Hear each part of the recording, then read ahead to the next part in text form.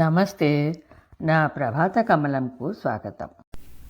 ఈరోజు మన ప్రభాత కమలంలో మనకు ఎంతో చిరపరిచితురాలైన ప్రముఖ రచయిత్రి శ్రీమతి హోతా పద్మినీదేవి గారి అక్కరకు రాని చుట్టం వారి స్వరంలోనే విందాం.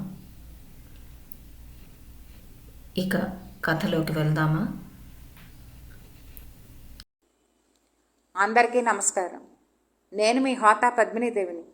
నేను మీకు ఆంధ్రభూమి వీక్లీలో ప్రచురితమైన అక్కరకు రాని చుట్టం అనే కథను వినిపించబోతున్నాను.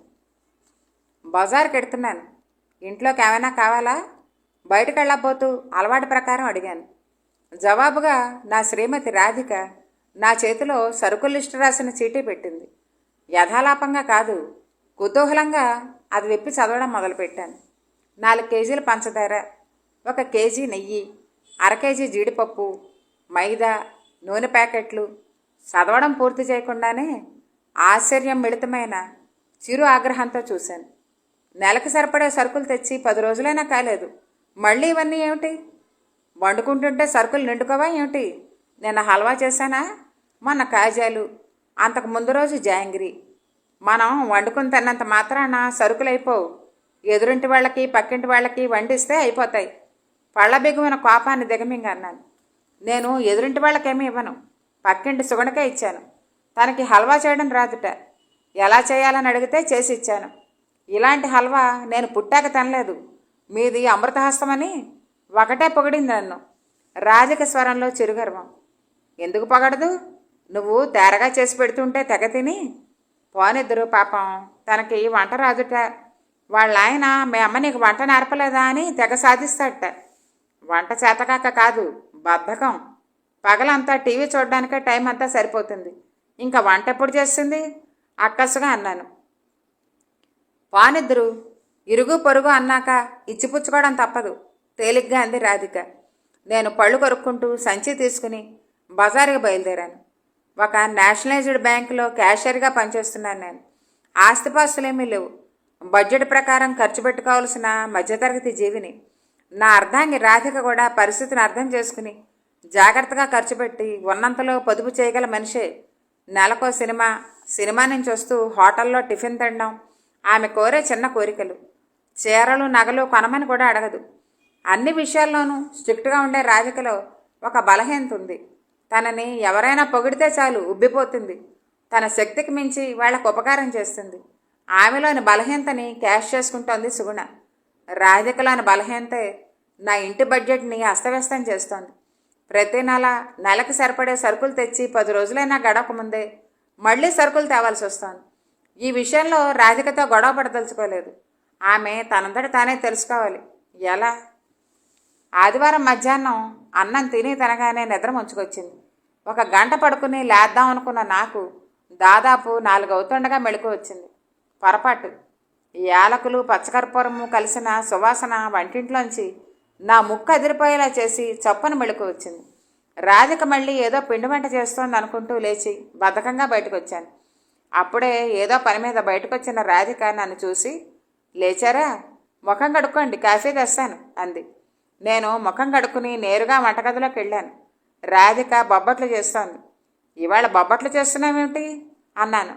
ఆమె పిండి వంట చేయడానికి పండగో పుట్టినరోజో రానవసరం లేదని తెలిసిన సుగుణకి బొబ్బట్లు చేయడం రాదుట. పోన్లే అని నేను నిటారుగా అయ్యాను. పీకల దాకా కోపం వచ్చినా తమాయించుకున్నాను.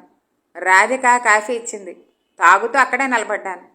ఆవిడ గారికి బొబ్బట్లేనా? అసలు ఏ స్వీటు చేయడం రాదా? పాయసం మాత్రం వచ్చుట. మొన్న క్యారెట్ హల్వా చేశాను కదా, ఆమెకి రుచి చూపిద్దామని పట్టుకెళ్ళానా? పాయసం నాకు పెట్టింది. పర్వాలేదు, బాగానే ఉంది. మరింకే మిగిలినవన్నీ నేర్చుకోవచ్చుగా. చెయ్యాలని మొదలు పెడుతుందిట పాపం. అస్సలు కుదరడం లేదుట. ఏదో తేడా. నేను చేసినట్టు కుదరడం లేదంటుంది. రాధిక స్వరంలో చిరుగర్వం. నువ్వు మాత్రం మీ అమ్మ కడుపులోంచి ఒక చేత్తో గరిట మరో చేత్తో అట్లకాడా పుట్టుకుని పెట్టావా? వంట బ్రహ్మ విద్యేమీ కాదు. ఒకసారి పాడైనా అదే కుదురుతుంది. మీ సుగుణకి వంట వండడానికి బద్ధకం అని చెప్పు, నమ్ముతాను. ఉక్రోషంగా అన్నాను. పళ్ళల్లో మడత పెట్టున్న బొబ్బట్లకి ఎంత శనగపప్పు పంచదార ఖర్చయి ఉంటాయో అంచనా కడుతూ. పోనిద్దరు ఇరుగు పొరుగు అన్నాక రాధిక సేమ్ డైలాగ్ కొట్టింది. బీరకాయ కూర నుంచి బిర్యానీ వరకు సుగుణకిస్తూనే ఉంది రాధిక. గతంలో పండక్కి పిల్లల పుట్టినరోజుకి తప్ప స్వీట్లు చేసేది కాదు. ఇప్పుడు ప్రతి రాత్రి వసంతరాత్రి అన్నట్టు ఇంచుమించు ప్రతిరోజు పండగే. నా పర్సు బరువు తగ్గి శరీరం బరువు పెరగడం మొదలుపెట్టింది. నడుము చుట్టుకొలత పెరిగిందని టైట్ అవుతున్న ప్యాంట్లు చెప్తున్నాయి. ఆ రోజు 1 గంట ముందే బ్యాంకుకి బయలుదేరుతున్న నన్ను ఆశ్చర్యంగా అడిగింది మా ఆవిడ. అదేమిటి అప్పుడే బయలుదేరారు? ఇవాళ నుంచి బ్యాంకుకి నడిచెడతాను. అదే, రోజు నువ్వు చేసి పెట్టిన స్వీట్లు తిని ఎంత లావైపోయినా చూడు. నడకని మించిన వ్యాయామం లేదు. నడిచి పెడితే స్కూటర్ పెట్రోల్ కూడా ఆదా చేయొచ్చు. ఆదా అనే మాట నా నోట వినగానే రాధిక కళ్ళల్లో నీళ్లురే. నేను దుబారా ఖర్చులు చేస్తున్నాను కదూ అంది అపరాధిలా తలంచుకుని. ఎవరన్నారలా? ఎవరో చెప్పాలా? నాకు తెలీదా? ఇంకా రేపటి నుంచి సుగణకేమీ వండివ్వను అంది. మా ఆవిడలోని మార్పు నన్ను సంతోషపెట్టింది. కానీ ఆ సాయంకాలం బ్యాంకు నుంచి ఇంటికి వచ్చేప్పటికి ఆనందం కాస్త ఆవిరైపోయింది. వంటింట్లోంచి గుమగుమలు. చేతిలో గిన్నెతో నా ముందు నుంచి పెడుతూ నన్ను చూసి పలకరింపుగా నవ్విన సుగుణం చూసి బిత్తరపోయాను. నేను నిశ్చేష్టుడిని నిస్తేజుడిని అయిపోవడానికి కారణం మా ఆవిడ మాట తప్పడం కాదు, సుగుణ భార్యకాయాన్ని చూసి. ఈ 4 నెలలుగా మా ఆవిడ చేసిన వంటలు పిండి వంటలు తిన్న సుగుణ సుమోయోధురాల్లా తయారైంది. భార్యకాయంతో భారంగా నడుస్తూ పెడుతున్న ఆమెను చూసి కసిగా పళ్ళు నూరుకున్నాను. ఆమెకి త్వరలో ఏ డయాబెటీస్ వస్తే బాగుండును. అదొకటే కాదు, బీపీ, అల్సర్ వగేరా జబ్బులన్నీ వచ్చి ఏమీ తినడానికి వీలు లేకుండా తినడానికి భయపడే జబ్బులు వస్తే బాగుండును. కసితీరా శపిస్తున్న నాలో సంస్కారం మేల్కొంది. మా ఆవిడలాంటి మొహమాటస్తులు పొగడతలు గుబ్బిపోయేవాళ్ళు ఉన్నంతకాలం సుగణ లాంటి వాళ్ళు దాన్ని క్యాష్ చేసుకుంటూనే ఉంటారు.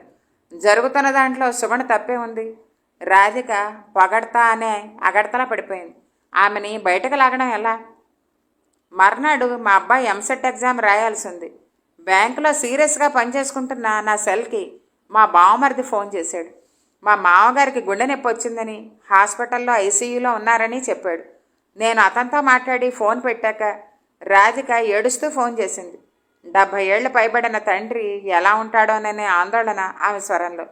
గోదావరి ఎక్స్ప్రెస్లో బయలుదేరదాం అన్నాను ఆమెను వరడిస్తూ. రేపు బుజ్జిగాడి ఎంసెట్ ఎగ్జామ్. అంత దుఃఖంలోనూ వాడి పరీక్ష సంగతి మర్చిపోలేదామె. ఎలా? సరే, నేను ఇంటికి వస్తున్నాను, ఆలోచిద్దాం, కంగారు పడకని మేనేజర్ దగ్గర పర్మిషన్ తీసుకుని ఇంటికి వచ్చాను. 15 గంట సేపు బుజ్జిగాడిని ఎక్కడ ఉంచాలా అని ఇద్దరం బుర్రలు బదులు కొట్టుకున్నాం. ఆఖరికి మా ఇద్దరికీ తట్టిన ఆలోచన ఒకటే. సుగుణని అడిగితే? నేను అడిగితే తను కాదందు అంది రాధిక. అన్నదే తడవు సుగుణ దగ్గరికి వెళ్ళింది. 5 నిమిషాలు గడవకముందే ఎర్రబడిన ముఖంతో వచ్చింది. ఏమైందని అడక్కముందే చెప్పింది. బుజ్జిగాడిని వాళ్ళ ఇంట్లో పెట్టుకోదుట. వాళ్ళ అబ్బాయి కూడా ఎంసెట్ ఎగ్జామ్ రాయాలి కదా, డిస్టర్బ్ అవుతాడట. మనుషుల మధ్య సంబంధ బాంధవ్యాలు ఇచ్చిపుచ్చుకోవడం ద్వారా పటిష్టమవుతాయంటారు. కానీ పుచ్చుకోవడమే కానీ ఇవ్వడం తెలియని మనిషిని మొదటిసారి చూస్తున్నాను. కనీసం మొహమాట పడకుండా నో అని ఎలా చెప్పగలిగిందో. రాధిక స్వరంలో నిస్సహాయమైన కోపం. ఆవిడ అక్కరకురాని చుట్టలు నాటిదని ఎప్పటికైనా అర్థమైందా అన్నాను. ఇప్పుడు ఎలాగండి, నాన్నగారు ఎలా ఉంటారో, మనం ఊరికి ఎలా పెడతాం అంది ఏడుస్తూ. నువ్వు ఇవాళ చిన్నవాడిని తీసుకుని వెళ్ళు. రేపు బుజ్జిగాడి పరీక్ష అయ్యాక నేను వాడు వస్తాం. ఎలా మరి? మీకు భోజనం, మీకు వంట రాదుగా. ఏదో తంటాలు పడతాం. ముందు నువ్వు బయలుదేరు. రాధికని ట్రైన్ ఎక్కించి వచ్చాను. బుజ్జిగాడు పుస్తకాలతో కుస్తీ పడుతున్నాడు. నేను అన్నం కుక్కర్లో వండి కూర హోటల్ నుంచి తెచ్చాను. ఆ మర్నాడు కూడా అంతే. సుగుణ కనీసం ఒక్కసారైనా ఏం చేస్తున్నారని పలకరించలేదు. నాకు ఆమె మీద కోపం రాలేదు, రాధిక మీద కూడా కోపం రాలేదు. దీన్ని గుణపాఠంగా తీసుకునైనా రాధిక మారుతుందో లేదో మరి. మా మామగారికి కులాసాగా ఉంది. ప్రాణాపాయం తప్పింది. ఆయన్ని హాస్పిటల్ నుంచి డిశ్చార్జ్ చేశాక నేను వైజాగ్ వచ్చేసాను. రాధిక పిల్లల్ని తీసుకుని వచ్చేప్పటికి మరో 10 రోజులు పట్టింది. అన్ని రోజులు హోటల్ తిండే గతయింది నాకు. ఊరు నుంచి వచ్చిన రాధికని పలకరించడానికి వచ్చినట్టుంది సుగుణ. వంటగదిలో నుంచి మాటలు వినిపిస్తున్నాయి. మీ నాన్నగారు ఎలా ఉన్నారు? కులాసాగానే ఉన్నారు అంటోంది మావిడ. ఏం చట్నీ అది? చింతకాయ పచ్చడి. రాధిక స్వరంలో తొక్కిపెట్టిన అసహనం. ఎలా చేస్తారు? చింతకాయల్ని రోట్లో వేసి మెత్తగా తొక్కి గింజలన్నీ ఏరి ఆపై పోపు వేసి రుబ్బాలి. మీరు వంట చాలా బాగా చేస్తారు రాధిక. మీ చేత్తో ఏం వండినా అమృతంలా ఉంటుంది. సుగుణ పొగుడుతోంది.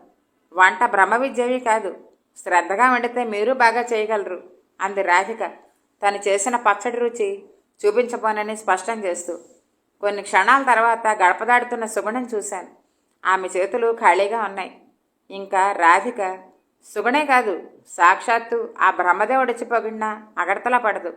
నాకు తృప్తిగా ఉంది. ఇంతటితో ఈ కథ సమాప్తం. మళ్ళీ మరో కథతో మీ ముందుకు వస్తాను. అంతవరకు సెలవు. అందరికీ నమస్కారం.